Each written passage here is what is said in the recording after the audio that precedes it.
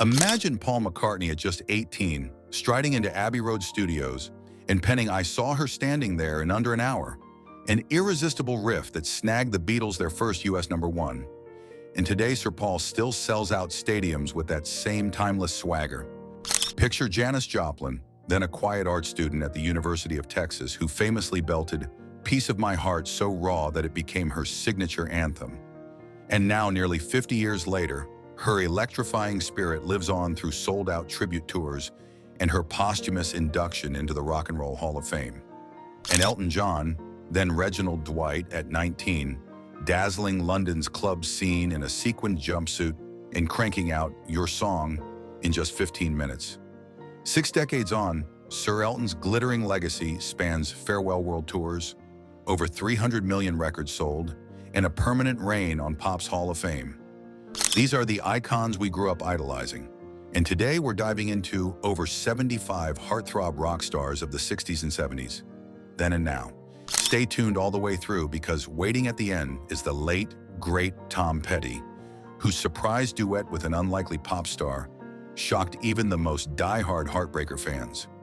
Ready for the ultimate then and now breakdown? Let's roll. Number 4. Bob Dylan. At Newport 65, Dylan plugged in his Fender Stratocaster, drawing boos from folk purists and unleashing an electrified sound that split audiences and ignited the modern rock revolution, forever changing music's trajectory. Number 5.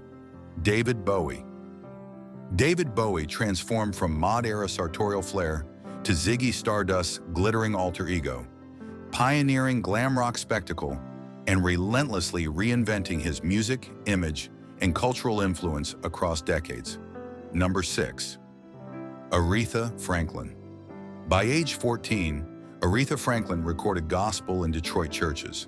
By 1967, her powerhouse belt on Respect elevated her to Queen of Soul status and fueled both civil rights and feminist movements. Number 7. Stevie Nicks. Before Fleetwood Mac's Rumors, Stevie Nicks supported herself waitressing and cleaning houses. Then at 27, she penned Dreams, her haunting vocals propelling the soft rock anthem to number 1 and cementing her icon status. Number 8. Rod Stewart. Rod Stewart's raspy vocals were forged in London pubs.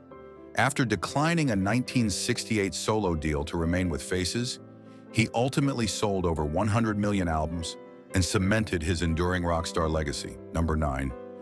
Grace Slick. Grace Slick stormed the 60s scene as Jefferson Airplane's lead singer, her gritty vocals on Somebody to Love becoming a counterculture rallying cry and evoking an era of psychedelic rock change. Number 10. Joe Cocker. Joe Cocker reinvented Beatles' ballads into blues-soaked epics. His 7-minute Woodstock '69 rendition of "With a Little Help from My Friends" remains one of music's most iconic live performances. Number 11. James Taylor. After nearly drowning in a motorcycle accident that shattered multiple limbs, James Taylor channeled his recovery into Fire and Rain, which climbed into the top 3 and solidified his singer-songwriter legacy. Keep watching for Don Henley's Secret Pilot Ambitions, the late David Bowie's digital art renaissance, and more surprising twists.